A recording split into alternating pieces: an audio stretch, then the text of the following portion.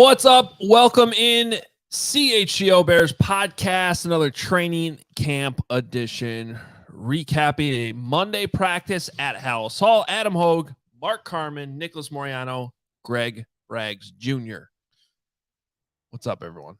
How we feeling? Offense was shaky, or not if you talk to Greg Braggs, or the defense is right up there with the 85 Bears.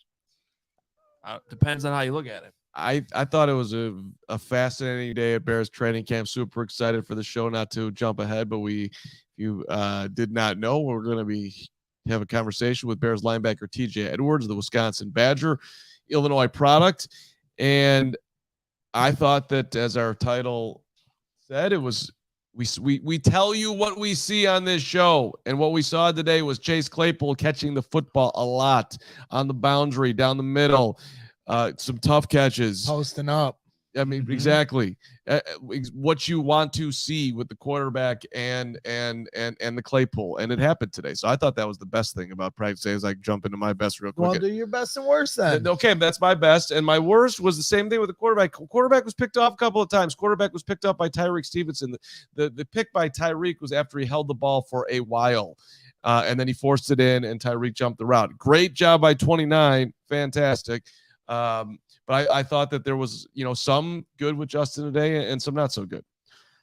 Well, I mean, to provide some context of why he held it on for a while on the Tyreek Stevenson interception was because Gervon Dexter blew up the interior of that offensive line, got immediately into the backfield, which flushed Fields to his left and then forward, and then threw the pass for an interception.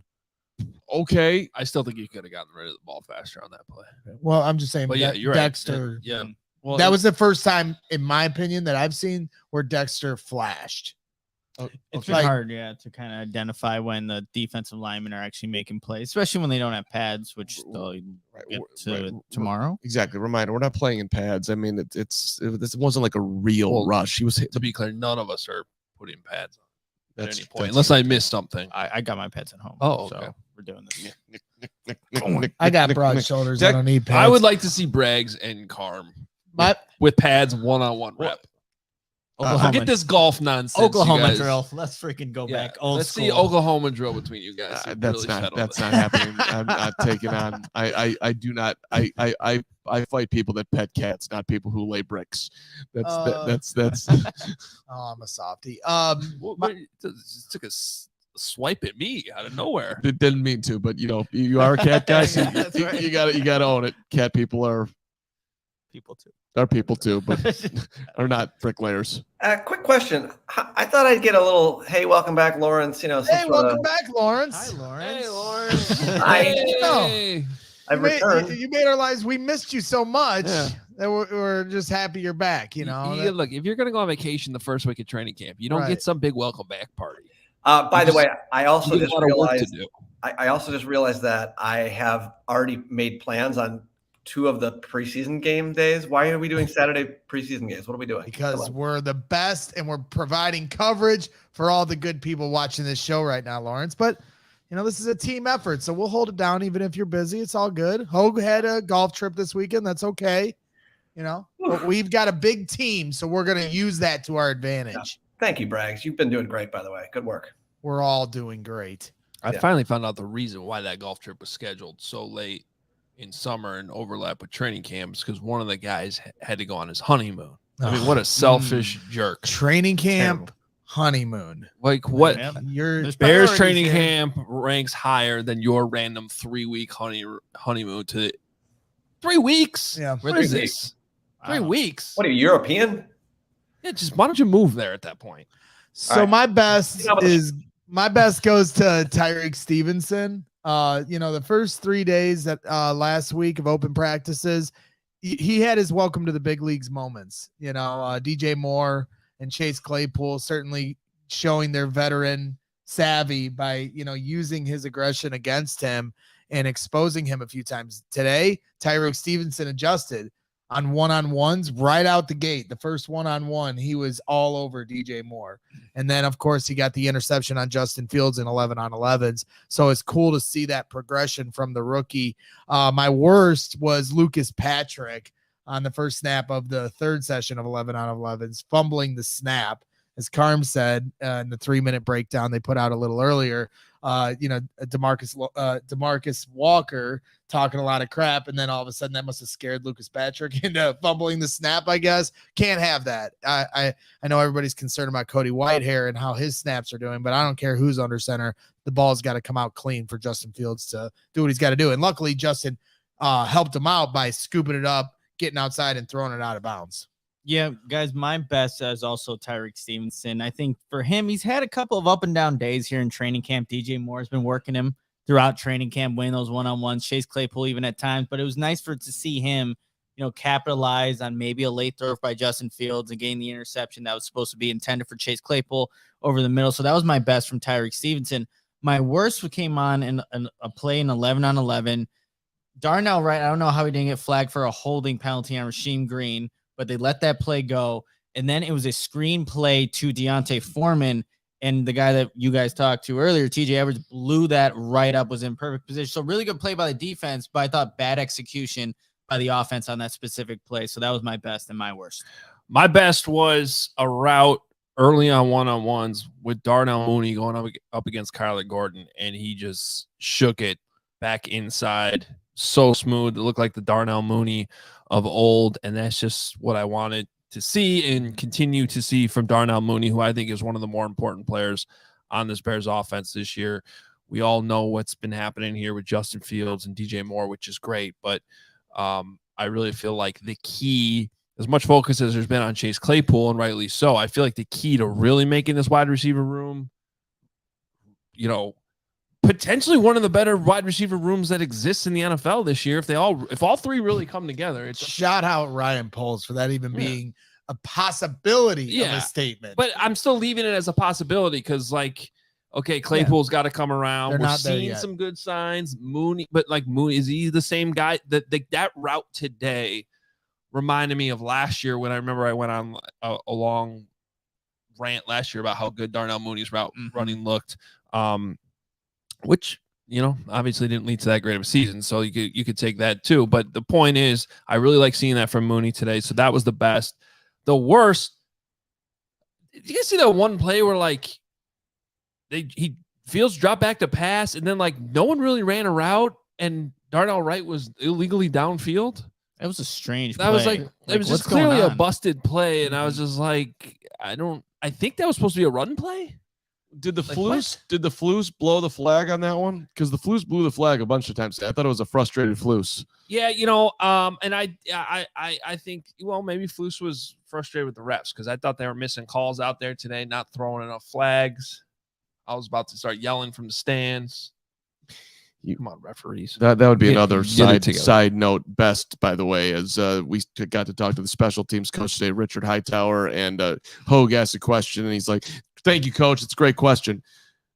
Richard Hightower literally puts Hoge on coach level, which is above everybody else in the room. Because you didn't tell him that I don't care about special team sessions, did you? I did. I said, "Hey, there's a guy that works with us. He hates special teams, even though it's the biggest thing that decides the last roster spots, which he pretends to be obsessed about for a whole month while he doesn't watch special teams." That's what I told him.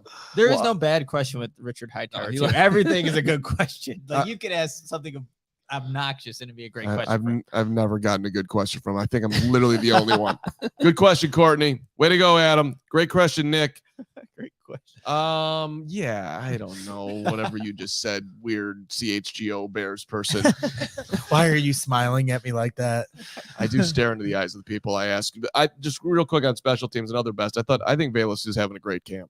He looks he looks very comfortable catching the football. Richard Hightower talked about that today. That he basically told him that you need to work on this in the offseason. So Bayless has a lot more reps coming in. He just looks more comfortable catching it. I thought Trenton Gill too. I enjoy Trenton Gill. Dude was booting that ball up there today. Ball was in the sky. Some nice punts today. Yeah. Well, we're not going to dominate the show here with special teams talk because Braggs is here and he would be bored. I got no time. So instead, you can check out my newsletter because I wrote about all that in my newsletter for tomorrow morning. CHGO Diehards. And shout out to Bob Jenkins, by the way, for the $20 super chat, calling us out for. He said, sending love to CHGO from Cincinnati. Rarely get to watch live, but I've watched almost every show after work since the channel started. Best coverage in the biz. Thank you, Bob. Thank you, Bob. Cute dog, too. Yep.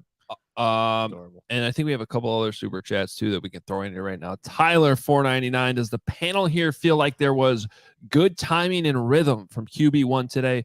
Heard 7-on-7s looked good. Thank you, fellas. Well, are we going to get into this now, or are we doing ad reads?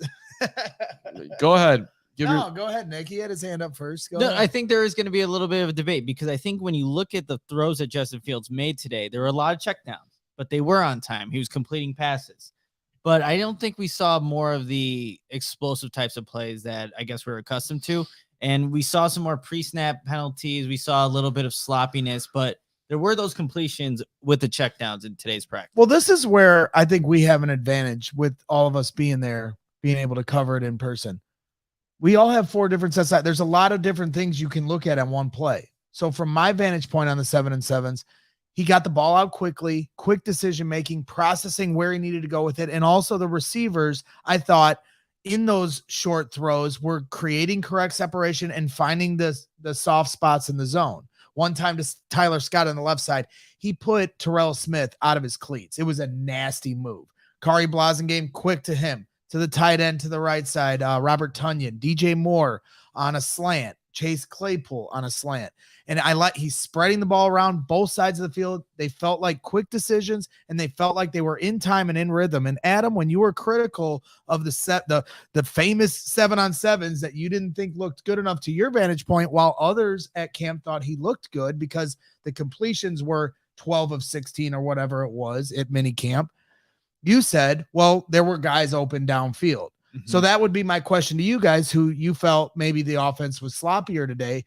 In the 7-on-7 session, on those completed passes, were there open guys downfield? Because I didn't think so, and I thought he was taking what the defense could give him. Yeah, well, I think the difference between that practice and this one was that the ball wasn't ending up on the ground today, though. Sure. He was taking, regardless, the 7-on-7 ball shouldn't hit the ground. Today, it wasn't necessarily doing that. It wasn't necessarily the most impressive 7-on-7 because maybe there weren't as many explosives. Downfield, yeah. But that's fine. I think what concerned me more today were just a few plays here and there where I have in my notes in team session, pull the trigger.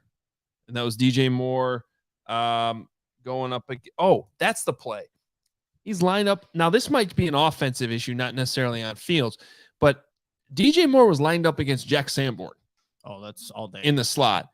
And I realized that, okay, this might be early in camp. They might not have these checks yet, whatever. But I hope that if that type of situation ever shows up in a game come regular season, that there's some check at the line of scrimmage to be like, get open. Whatever the play. I'm sure today they just ran whatever the play was. And then Jack ended up passing him off to somebody in the secondary, and then he wasn't open, although I still thought he could have thrown the ball faster on that play.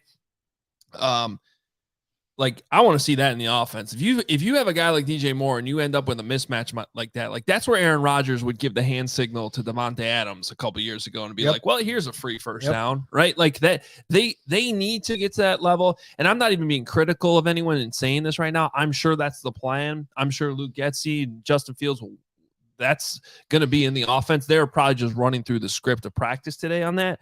But in the future, I would rather you gotta identify DJ Moore lined up on a linebacker and not get a completion, which is what happened on that play. So that's just something to look forward to the regular season.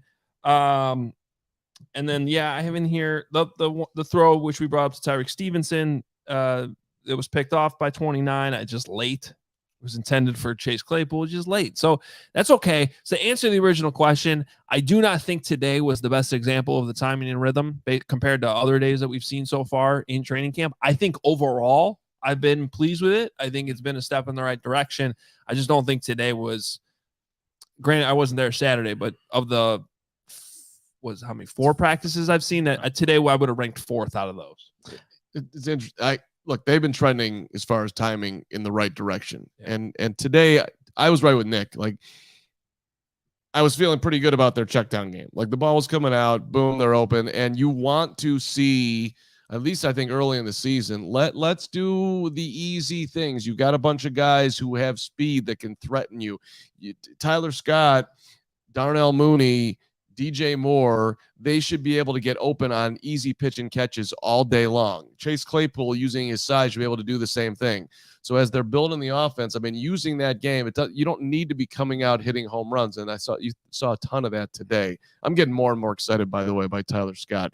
That guy has, I mean, when Richard Hightower was talking about like speed, when he was asked about what impresses you, like there's ways in which they're talking about this guy that excites you. And when you listen to him talk, he is a very mature, talented young dude. So I think he's a guy that is definitely worth being, super optimistic about what he could possibly bring this team. I don't know about immediately, but at some point sooner than later. Well, I like what Tyler Scott had to say when he went up against Jalen Johnson the first time. That was awesome. He like immediately saw, oh, this is what a third-year corner in the NFL can do. He gets on you with hands, and he basically said he ran the route for him. The second time they were able to go up against each other, he was trying to make everything look the same, not giving any telltale signs. It was able to get open against him on a deeper hitch route in 7-on-7. But like you, Mark, just listening to Tyler Scott, like if you didn't know he was a rookie, based off his press conference, he's super mature, is always looking at how to get better. He's really just focused on learning this offense in terms of landmarks, formations, things like that. So then that speed that he does have, and it's evident when he runs routes, it can just be smooth and he doesn't have to think about it. The first thing he has to do to make that happen, just understand the concept of the plays. But that's what I really like. Did you write this?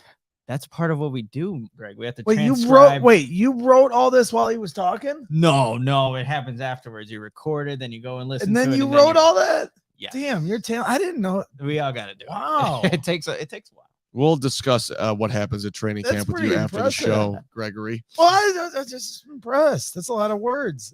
That's a lot of words. What happens after the press conference that you just brought that up is that that just happened. It is. That's how I can't believe he wrote all that. Larry Mayer takes control bears.com of the room and says what 5 people will transcribe this, and Nick's one of the transcribers. Hoge transcribes. Are you kidding me? They don't have somebody that does it? That's impressive. Good job, Nick. They don't ask Thank me. You, Greg. I'm giving credit here. That's great. Okay. Don't give me that look, Hoge. How would I know that that's what they do? Look at that. How would you know that his job is to write? No, he's literally transcribing the whole every question and every answer. That's impressive. We split it up. It's a group effort. It's a group effort. Greg, just okay. You just think like that there'd be somebody that just like taking care of you is a group effort. I just figured that somebody there for the Bears transcribes the whole thing. I don't know. So, guys, you got to remember that Bragg's he like hunts and pecks with 2 fingers, so it is yeah. More than 10 words is a lot. I bet you all the fans don't know that, so we're just giving some credit here for some hard work being done. All right, so really quick though, Adam, specifically on the 7-on-7s, because I am curious, because you spoke on what you thought was critical in the 11-on-11s, which was fair. I just wanted to know what you thought of those 7-on-7s, and because I know you were a big proponent last year about Fields having to hit those easy passes and being consistent with that. We talked a lot about that in our post-game shows. So am I reaching in that session, or was that a good sign of, his fluidity and processing and getting out faster? Reaching in what way? Just how well I thought that session went for him. Yeah, no, I think it was a good period. Even without the home run balls. Yeah, well, I'm just not putting too much stock in the 7-on-7 is why. You know what I did like? I liked in the team. I'm not trying to avoid the question about the 7-on-7. It was just a fine period. But how about in the 2-minute drill later where they had that botched snap, which was a horrible way to start it. But the next 2 plays, he hit Chase Claypool on some tough throws. And those were some of the plays that we were talking about that Chase made today.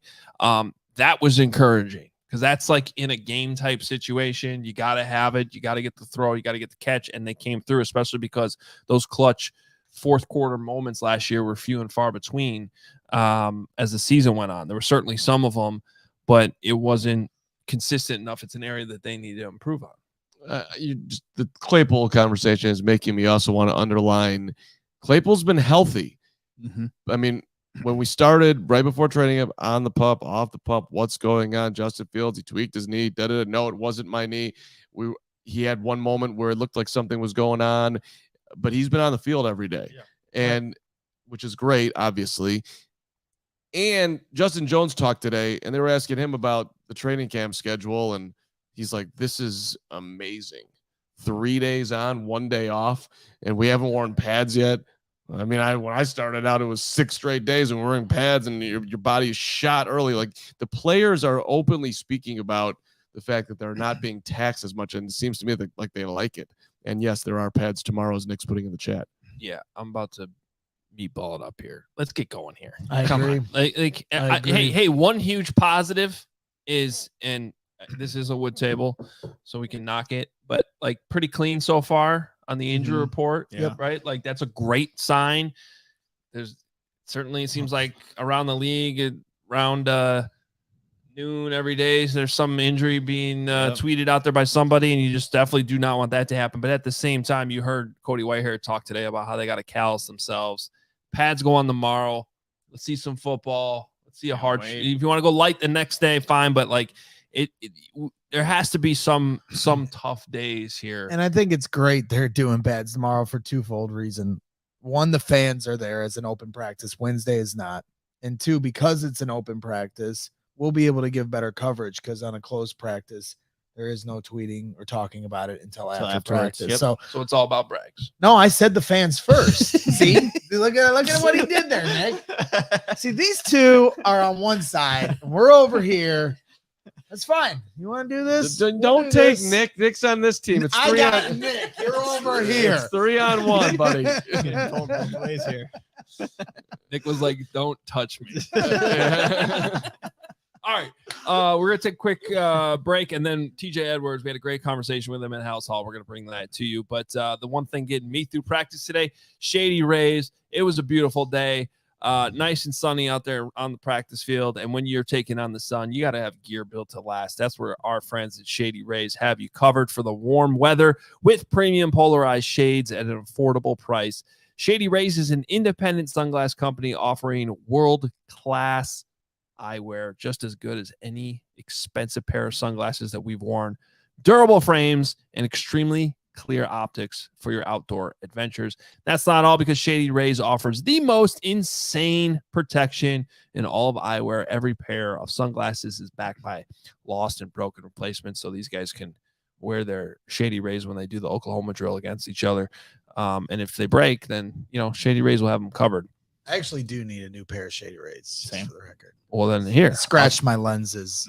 I'll tell you exactly what you need to do. Then you need to go to shadyrays.com and use code CHGO for 50% off 2+ pairs of polarized sunglasses. This is exclusive for our listeners. The best deal of the season for Shady Rays. Try for yourself the shades rated 5 stars by over 250,000 people. I see Jackson in the comment, insane protection. That sounds a bit much. Oh, it's much needed. And if you, again, break our Shady Rays like Greg and I did, you can get a new pair from Shady Rays. You also got to check out Factor Meals, you guys. Now that we're in the thick of summer, you might be looking for wholesome, convenient meals to support sunny, active days. Factor, America's #1 ready-to-eat meal kit, can help fuel you up fast with flavorful and nutritious ready-to-eat meals delivered straight to your door. You'll save time. Nick eats it every day at training camp, and it looks delicious. And I actually just got 2 boxes delivered today, Mark, so I'm going to be bringing Factor Meals.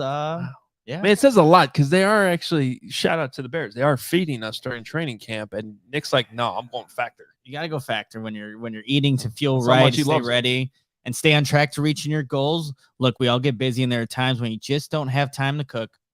With Factor, you skip the extra trip to the grocery store and the shopping, prepping, and cleaning up too, while still getting the flavor and nutritional quality you need. Factor's fresh, never frozen meals are ready in just 2 minutes. So all you have to do is heat and enjoy and get back to your busy day. And just the other day, I had the black pepper and sage pork chop with smoked cheddar Brussels sprouts and creamy broccoli. Delicious. 45 grams of protein, just a perfect meal after a tough workout. So it's July. Get Factor and enjoy eating well without the hassle. Simply choose your meals and enjoy fresh, flavor-picked meals delivered to your door, ready in just 2 minutes. No prep, no mess. So all you have to do is head to factormeals.com/CHGO Bears and use code CHGO Bears to get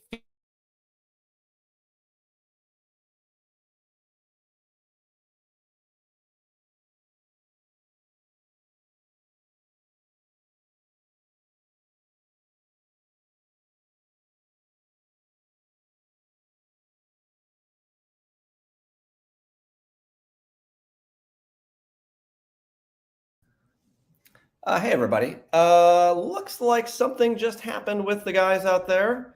So give me a minute. Let me try and get them to log off and log back in. Hold on one second. You know what I'm going to do?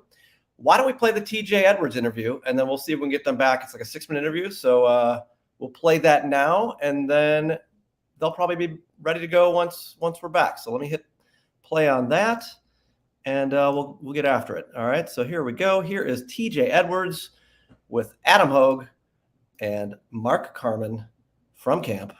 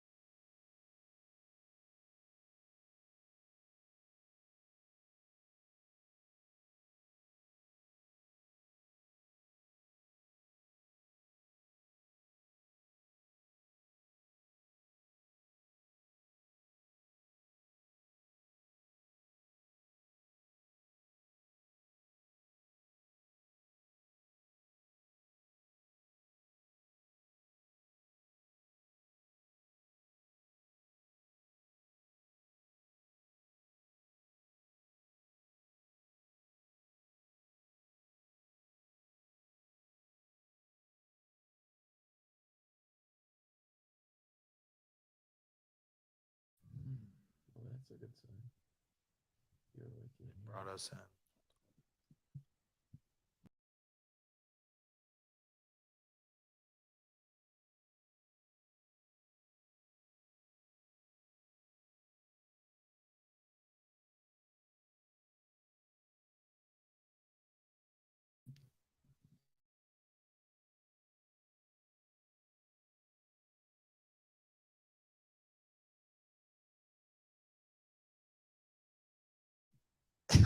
All right, we're back.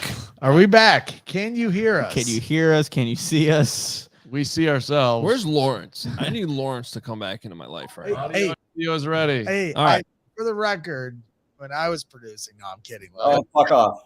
I don't know what just happened. I don't know why you couldn't hear that. I have no clue as to what's going on. But good times.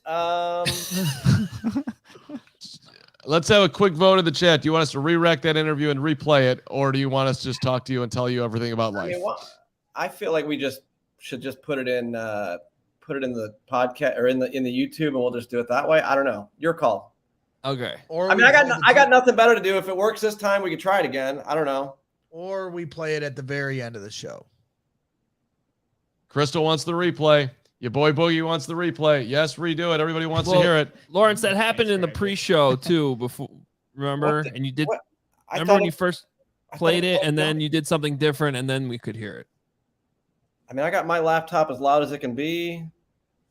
I don't know. I don't know why it's not. We do working. have it posted on YouTube as a, like, well, I will. It's Yeah, not. we don't. So yeah. we will. So I mean, there's also another way to watch the interview. We're in a mix, so why don't we move on? But and check out the interview. Listen, TJ was awesome. TJ is as likable as they come.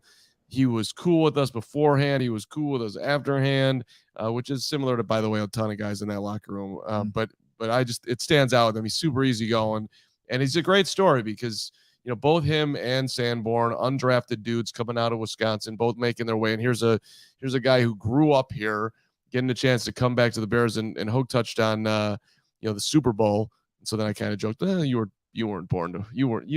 weren't meant to win the Super Bowl with the Eagles. You were meant to win it right damn here. Damn it. Let's go. Great guy. He talks about the details in Philly being similar to what the Bears concentrate on here. Mm-hmm.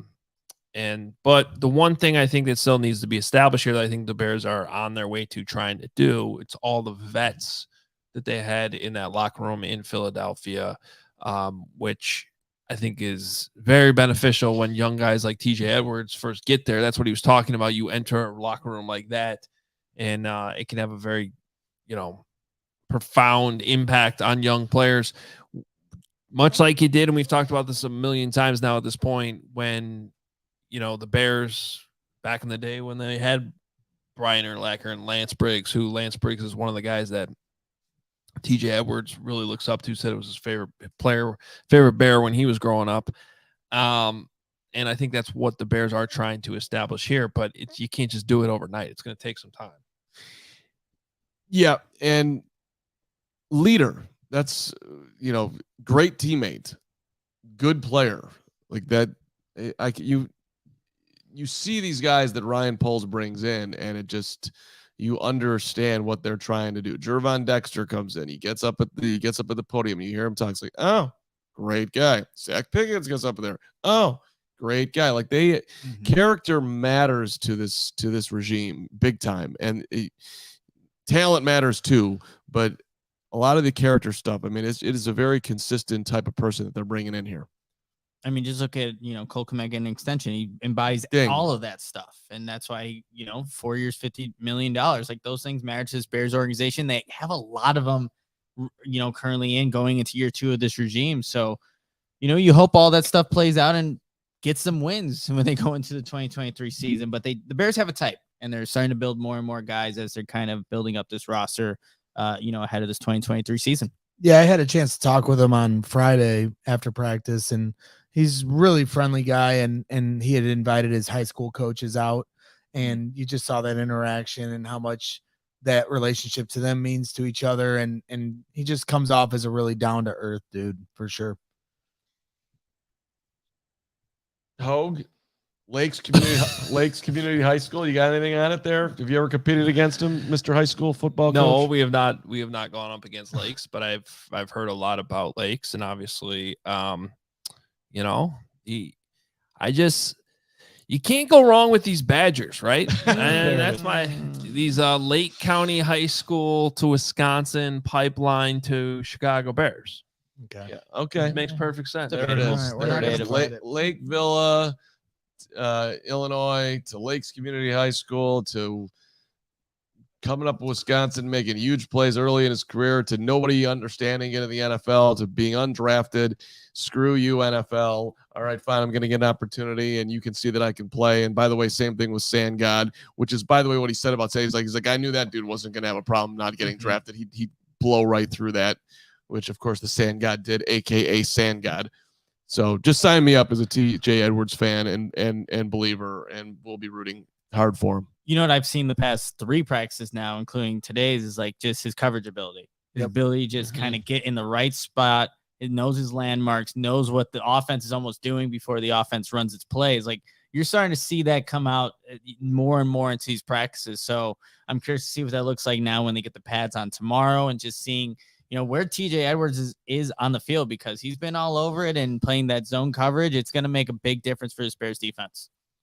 All right, let's take We got supers coming in. Yeah, we'll do a couple super chats here.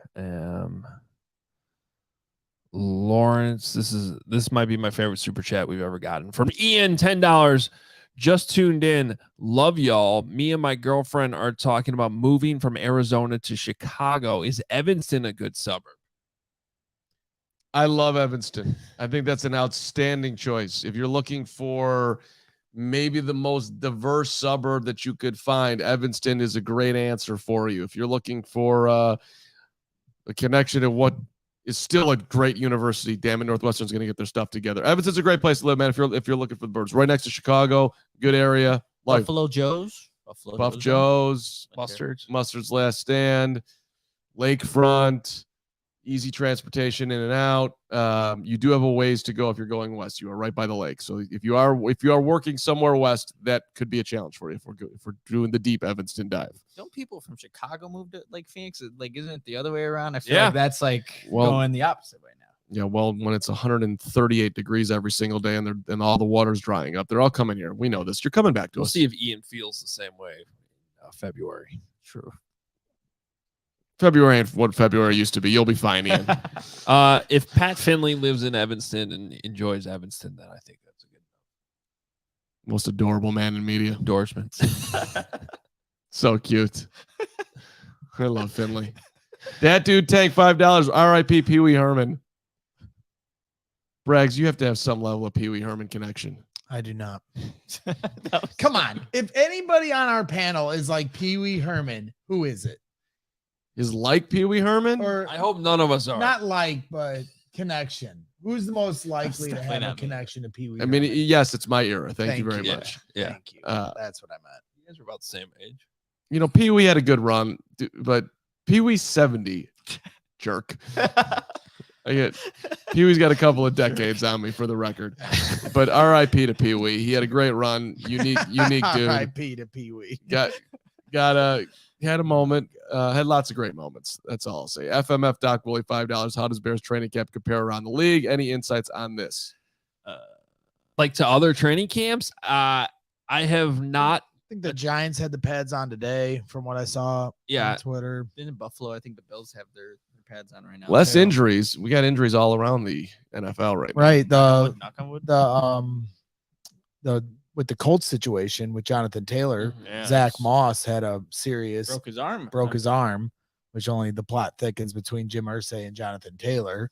I guess there was a fight at Detroit Lions camp with Jamison Williams throwing punches and fisticuffs. So, you know, a little more than just your normal scuffle. See what happens with Jamison Williams. There's a little brouhaha Bears camp today.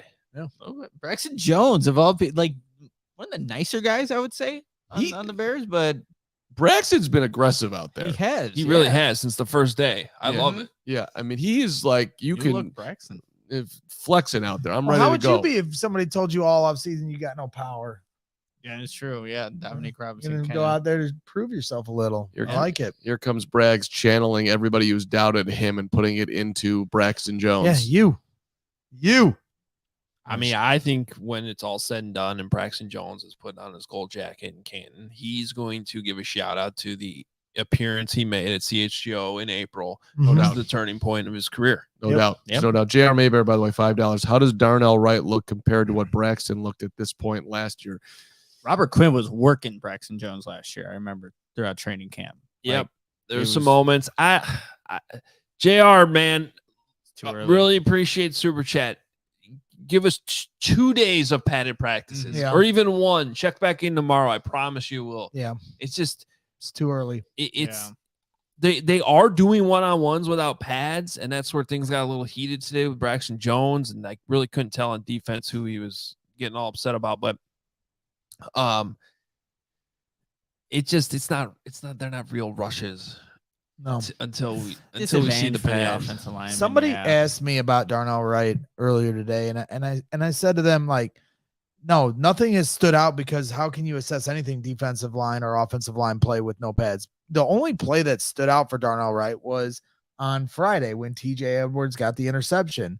Terrell Lewis threw him, and I hate saying that because I wish I could give you one play that was he pancaked that guy. But for me, the only play that I was like, that I knew Darnell Wright was involved in that stood out was when Terrell Lewis, who has been flashing a lot this camp, took him for a ride and then chased Fields out of the pocket. So that was kind of, Darnell's going to learn. I'm sure that had a lot to do with leverage and arm placement, because that's where Lewis got underneath his pad, underneath his shoulder, and took him for a ride. So, he's going to learn. But yeah, it's way too early to make any kind of definitive statements.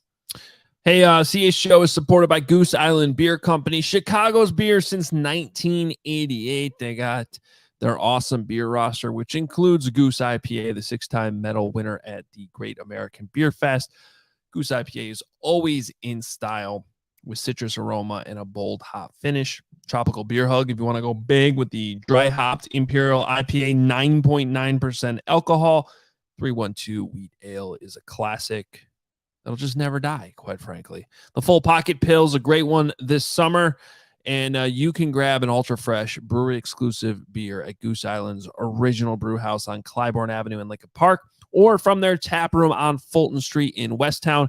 Goose Island Beer Company, Chicago's beer. And we are also excited to partner with our friends at Circle K, where you can pick up some Goose if you like. Check out your local Circle K for the best coffee, beer, snack selection, the premium gas as well.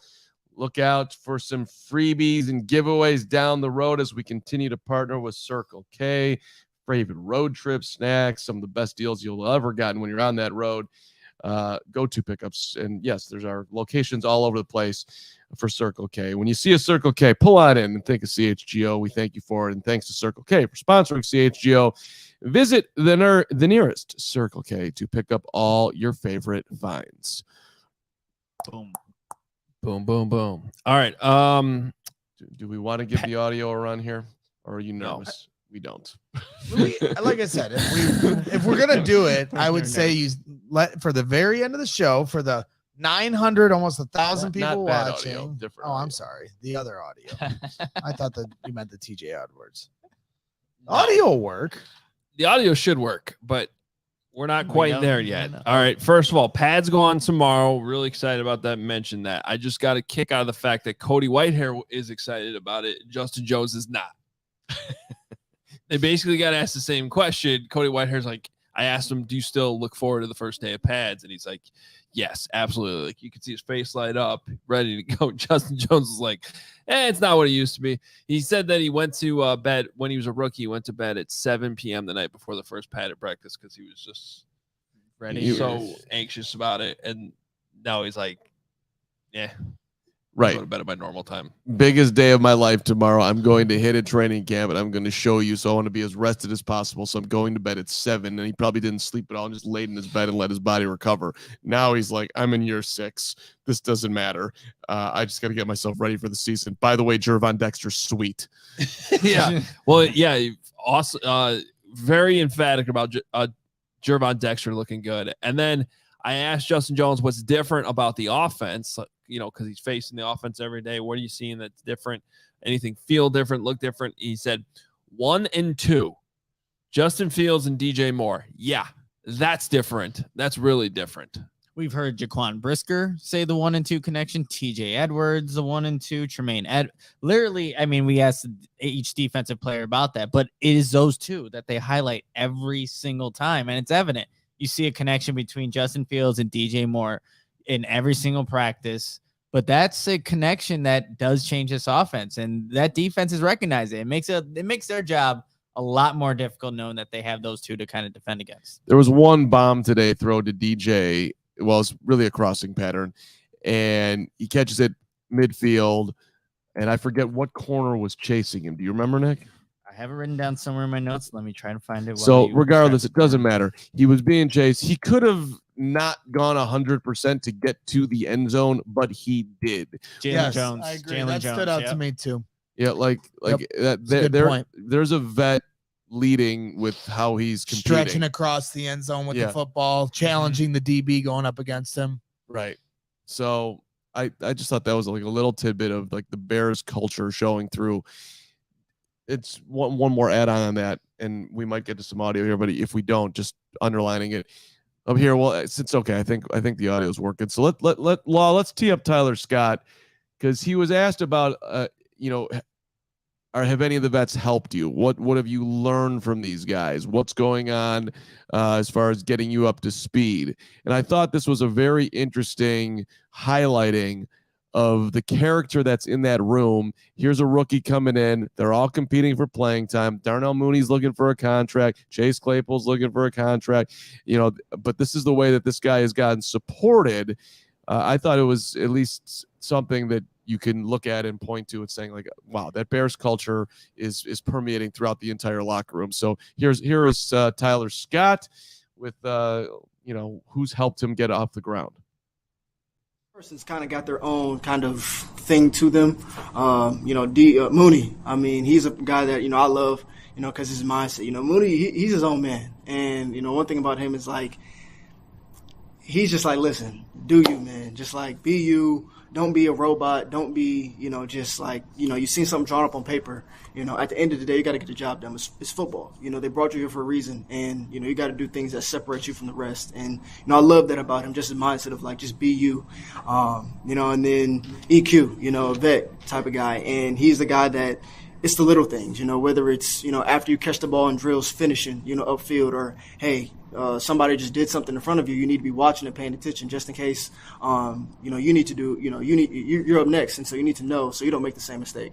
Or just for being prepared on the sideline just in case, DJ goes deep or Chase goes deep and having your helmet on, just being ready to get in the game. So it's just kind of those little things like that.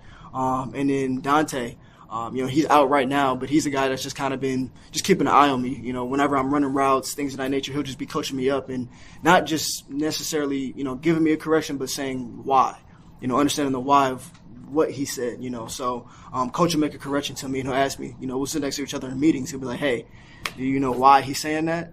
And so we'll just kind of talk like that. So I just thought that was interesting. Like Dante Pettis, that dude is not playing and he could get cut. He's trying to help this guy, Tyler Scott, who very well could take his job. Same thing with EQ. And even a guy like Mooney, these dudes could be incredibly competitive about their spot, but they're all supporting the rookie. To me, that's just those are good teammates. That's who you want in your room.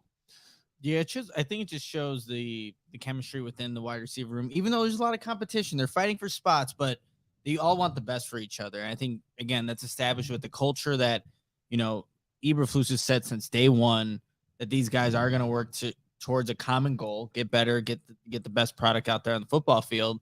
But again, there's only so many few spots on a roster, and it's a crowded wide receiver room. But it's nice that everyone's been so receptive to Tyler Scott, a rookie in this league, and they're trying to make him the best version of himself. By the way, CHGO Bears training camp coverage brought to you by the ComEd Energy Efficiency Program. Learn more at ComEd.com/poweringbiz. Good looking out right there. Yes, sir. You got more from Tyler? Yes, I do, Adam. There is we have one other cut from the one and only Tyler Scott, who Bears fans are falling in love with Tyler Scott, by the way. Mm-hmm. I don't know if you guys are noticing that. But yes, Tyler also weighed in on. What did he weigh in on? Thank you very much. This is okay. We got to go inside the show. No, here. please don't. No, we got to go inside the show here. This is great because Carm every day is obsessed with playing these audio clips. He never tells us what they're about. He just puts them into our Slack channel and like trusts that everybody listens to him, even though it's like a full long press conference and no one knows where he could actually be going. And now we're actually here and he doesn't even know what he put in there. This is great. I know what I put in there. I just forgot for a minute, but now I remember. Hey, Tyler. Is that because you and Pee Wee Herman are the same age? Rude. Lawrence, you got this. It's the other Tyler Scott. He was asked about, I thought this was interesting. He was asked about the difference between college and the NFL. And you would think a lot of times you hear like, well, these dudes are insane athletes, but it was something else. And he threw a compliment Jalen Johnson. Nick kind of touched on this earlier in the show, but here we go. The difference between college and pro, Tyler Scott. I think I've noticed coming from college to the NFL is the biggest difference is not necessarily, I wouldn't say necessarily the speed of the game, not as much as I thought it would be, so far at least, but I would say the knowledge of the players that you're going against for sure. I remember my first rep against Jalen Johnson when he came back at OTAs, and my very first rep, he was on top of it, like he ran it for me. And at that point, I was like, man, this, and I mean, this guy's been here for, 3-4 years, and so I'm like, man, this dude, he just kind of gave me a taste of what, really a high-level caliber cornerback, kind of how they, dissect the game and how they're just one step ahead. And so that's pretty much the biggest difference, So I'm just trying to figure out now, how do I use my speed? How do I threaten guys with that? And so just using like run plays or, things of that nature just to kind of threaten guys and make them feel, what I'm about. So that then gets guys off of me. So then I can kind of play around with them, because at the end of the day, it's a physical game, also, being fast and things of that nature. But it's also a mind game as well. I thought that was interesting. Really interesting. Right? Yep. It's showing that he understands it's a chess match. When you have the speed like Tyler Scott does and you watch his highlight reel from Cincinnati, he just has to blow past you. When you get to this level, you got to set guys up. You can't, it's not just about your speed. It's about understanding how to get them to put them in the right position to leverage them off. That and the fact that this dude is so damn ass fast that NFL speed's not mattering to him. It's more the whole, it's the way these guys are just know exactly what he's going to do, and he's got to get up to speed, no pun intended, as far as his technique and how to set dudes up like you're talking about, Braggs. That's what's on his the main thing that's on his plate right now. Well, I love how he said during run plays, like That's maybe huge, it doesn't come to his side of the field, but he's still going to push his DB back, like as he's running up on him, just to get him thinking about it for when it is his turn. You gather intel as a wide receiver. How are they going to react to something if you push your route a certain way, so that when you do have that play called for you, you can kind of go back to the few reps that weren't even called for you and then utilize it on, your specific route. So I do like that from Tyler Scott a lot. I like the early vibes with Tyler Scott. I'm a huge first impression guy when it comes to these rookies getting a training camp, being in a tough environment. I always need some padded practices to really, especially with the first, the linemen that they drafted in the first couple rounds, to really get true first impressions. So we'll get there. I usually give these guys 2 weeks before I'm like, all right, this is looking good. This is not looking so good. But right now, I think with Tyler Scott and Terrell Smith, especially with those two guys, and Smith's, I wasn't expecting this from Terrell Smith. The fact, you know what, Tyreek Stevenson, I'd say good vibes too overall, even though he's been through some growing pains here. They're not the type of growing pains where I'm like, ooh, that guy can't play. They're throwing a lot at him, and a lot of these plays where the Bears wide receivers are making plays on him, he's still in decent coverage, and he got that interception today. So I would say, especially with those three guys, the early vibes are really good, and that's encouraging. Terrell Smith's getting a lot of compliments on his strength. Do you guys That too, yeah. Do you guys remember in Justin Fields' rookie year when the Bears played the Rams? Was that week 1? Week 1, yeah. Week 1, it was like a night. Was it a night game? Sunday night football or something You're talking like about that. 2 years ago. 2 years ago, Matt Nagy's last LA. year, Justin Fields' first year. On a 4th and 1, they threw a pitch play to Cordero Patterson, and Terrell. I keep saying Terrell Smith. Terrell, help me out here, Nick. Terrell. Jalen Ramsey. No. I keep saying Terrell Terrell Smith because Davis? he's a Terrell. No, David Terrell. the linebacker we're talking about right now. I keep saying Terrell Smith. Terrell Lewis. Thank you. Okay. I'm sorry. I keep saying Terrell Smith because he had a big day today. Terrell Lewis blew up the play, right? Got it. And I saw him after practice today, and I reminded him of that play, and he said, "Yeah, I think that's why they signed me." My new favorite thing is these rando brags interviews. Yeah, well, that's what I got. That's what I'm doing. Nobody knows that you've talked to these people. No one. You talk about me with my audio. He just randomly tells me, "Yeah, I was sitting with Sanborn today, and but you didn't tell it. You didn't tell anybody that you did that. Why and then would- you just bring it in. Who else did you talk to today? Who else did I talk to today? Tremaine Edmonds. Talked to Tremaine Edmonds. Oh, you talked right. You talked. Tremaine Edmonds got a brick by brick shirt today. I mean, come What on. do you think I'm that's doing big after news. practice? Well, I bring Screwing around, buying tacos. If you had told us before the show that you had given Tremaine Edmonds a brick by brick show, we could have made a headline. Tremaine Edmonds goes brick by brick. He did tell us. It's in Slack. It's in Slack. All right, I retire. You were at Starbucks. I need to be texted individually. Sorry, the Terrell Smith thing threw me off. I'm sick of Terrell Smith, Terrell Lewis, whatever. Greg, what size shirt do you get for? I gave Tremaine. I took a risk because I also am going to give one to Kari Blasingame because his dad I feel like no matter Grandpa what size, both said they were bricklayers. So Kari's agent said he was a double XL, 2XL. So I figured Tremaine Edwards is similar. 2XL. What do you think? Just What guess. do you think he needed a 3XL? He might be a little bigger. He is That's huge. huge. He's a He's big huge. dude. I feel like Yeah, anything's that's gonna look right. like a medium. It'll be fine. That's a good number. I would have actually thought XL. I don't think he's not huge like. Well, first of all, they're all out there running around in shorts that are like smaller than Nick's shorts. Is that the new vibe? You notice this? It's a very tight look. They're like speedos. This is like the new football thing, I guess. Well, I don't. Some of them have taken their actual football pants, like their jersey pants, and cut them. So I'm trying to understand that. Like they've got the football pants cut that they're super tight, like basketball shorts in the 1980s, and they barely cover anything. There's that look, and then there's the regular short look that everybody else is going. And I'm trying to figure out who decides who's wearing what, or is it just complete personal choice? And why would you pick the tight Speedo thing versus just a regular pair of shorts? I mean, I think it actually does look Well, cooler. some guys like to practice in kids are their doing. plain pants, which I understand, and it's super hot out, so I don't know, they cut them down a little bit. I got no idea, but kids these days. Bears are so adorable with their outfits. You're adorable. Crystal Simone Hoochie Daddy shorts. There it is. Yeah. Ray says You're the best, Crystal. Ray says Nick was low-key offended. Look at that reaction. You have to go back and watch that. Like, wow. Yeah. The ladies love them. Well- I don't doubt it. Maybe they're, maybe they're. I just have some really white thighs, so that's why I wear them too. So I get a little tan.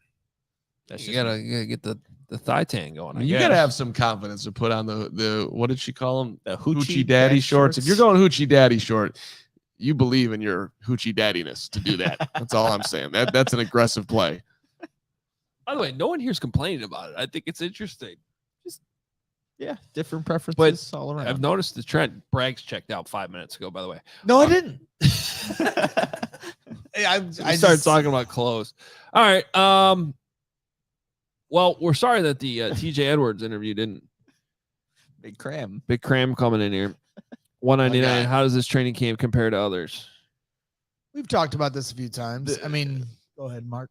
No, I just think the training camp vibes right now. Training camp vibes are always positive, but this does feel like we are the Bears are moving towards being an organization that you can be very proud of.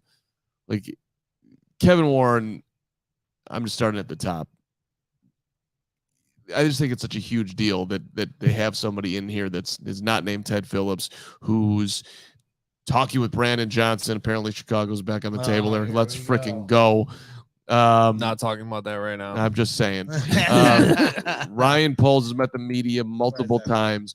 The Flus is flusing in his second year. Fields seems like he's that much more comfortable.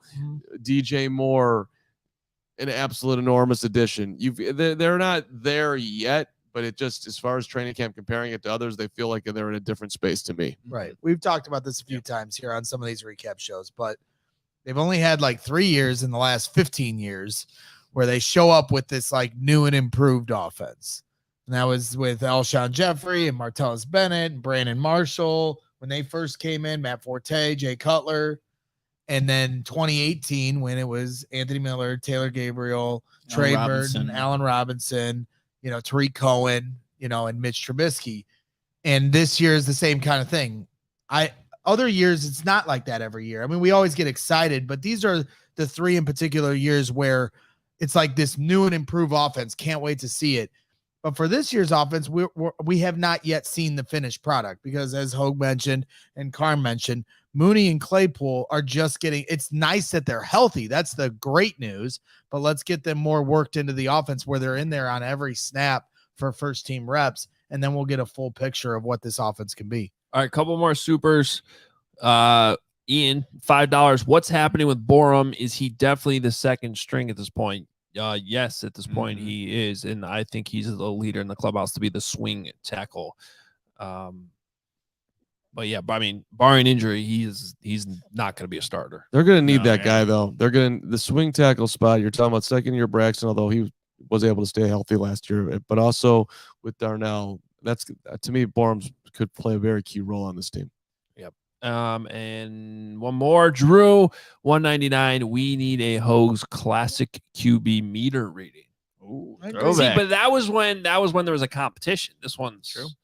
Clear cut. Although we could bring the meter just to show how Fields is. I agree. Somebody said that in our chat after like the second show that we should do a Fields grade every day.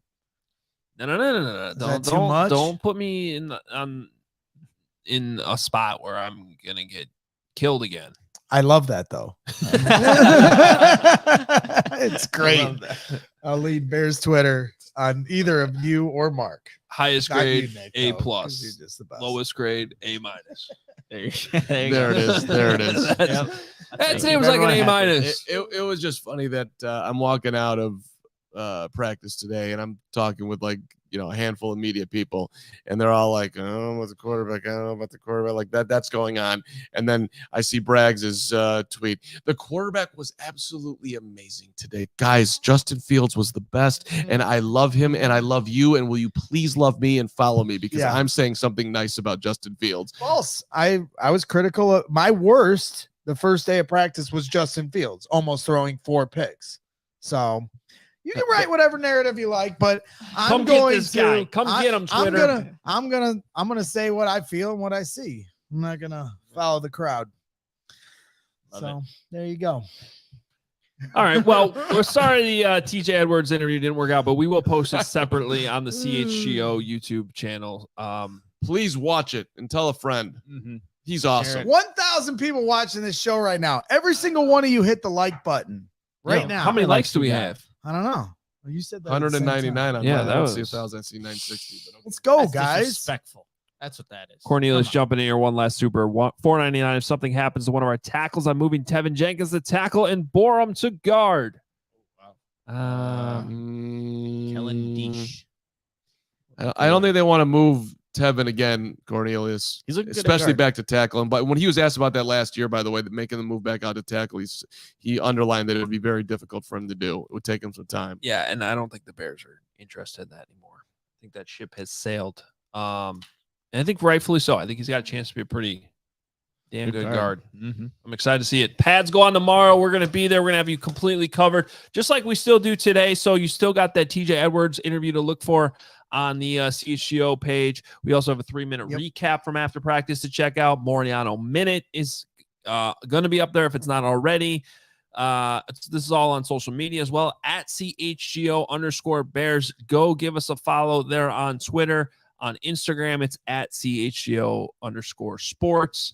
Become a diehard newsletter coming out. The diehards, we are dying hard together every morning in the Hoge's Bears Thing newsletter.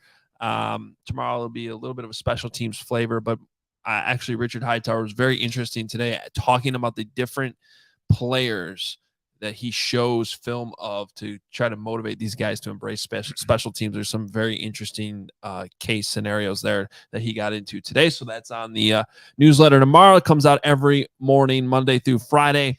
If you are a CHGO diehard, you can go sign up for that. And if you're not, please go sign up. allchgo.com/diehard. You get discounts on all of our merchandise, all of our events.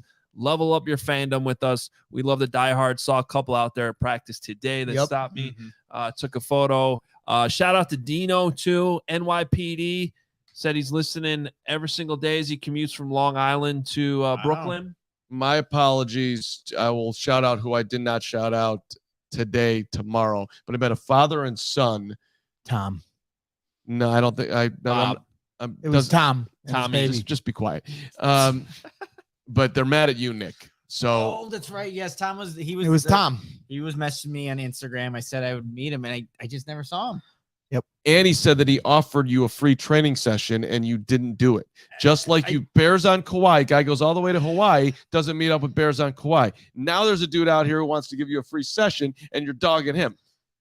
I'm up for a free session. Dang, Nick's big time. Free session of what? He wants to work Nick out. Nick's like, yeah, I do Bears fit. I don't need no. Nick's flex. I'm with George McCaskey at 5:30 every morning. Yeah, that's true. So he's mad at you, Nick. I'll get that. Yeah, it's great. It's great. All the fans in the stands saying hi. It's a lot of fun. I need my guys, Rob and Peyton Davis. I've been hanging out with them in the stands the last few days. Great family. So it's cool to see all the CHGO fans out there. For sure. I missed Braggs at practice today. Me too. I didn't see him. I didn't see Carmen practice. Yeah. Actually, there was like 5 minutes left in practice. You walk right past me in the bleachers. You ignored me. We were wondering. Yeah, because I'm looking up at the bleachers and Mark totally was big time in me as he was talking to Tom. Totally big time. We didn't even know Carmen was at practice today. We were kind of worried. Carmen was at practice. Carmen's got some great videos of Justin Fields out there. Check out at the Carm. All right, we're out of here. We'll talk to you about another recap show coming your way at 3:00 tomorrow. Pads are on. Can't wait. I'm going to go to bed at 7:00 tonight just to get ready for padded practice. No, I won't. But 8:00 softball tonight. We are missing some guys. So let me see that finger. I think it got worse, actually. But we're going to playoffs yet? Oh. Come on. There was tape on that earlier. There was. I took it off. It was bothering me. You are going to have to. You're going to have to wear a mitt tonight. We can have one guy. That's awful. That looks terrible. I told you to get a good doctor. This looks is like Hampton's finger. That's God. I don't think hold you can that up to the can. I don't think you can. Wow, you could actually notice it. This is the good hand because it's not straight. It's a pinky. Pinky's not. You're gonna have to not. I'll catch. I'll be fine. I have that too. I was gonna put you. I was gonna bat you 2 in the lineup. I don't think you're batting me 2 in the lineup. Because you promised. I heard that. I did, but I didn't see the finger. I could swing a bat. You promised, Coach. If you don't get 2 hits tonight batting, and that's only a 2. I'll get 4. If you don't get 2 hits, what will you do tomorrow on the show? 10 push-ups. I will only come with a mustache. Okay, fine. Wow, that's a good bet. All right, he's betting. If he doesn't get 2 hits, he has got to be in a mustache tomorrow. Yep, I like that. Also, sources say that there has been some level of mutiny in the locker room of CHGO over what happened last week. A terrible loss. Some are doubting the head coach. Big game. Big game is the point tonight. Well, big game. Those people should bring their complaints directly to me, and we will have a deep discussion. You give the Lee Elia rant. All these losers in the stands. I'm not saying anything about our team because I love our team. But if there are complaints out there, I want to hear about them personally because I will have a thought or two about how we can. I'm just reporting. Okay. Just reporting. All right. We're out of here. We'll talk to you tomorrow, 3:00. Pads. Let's go.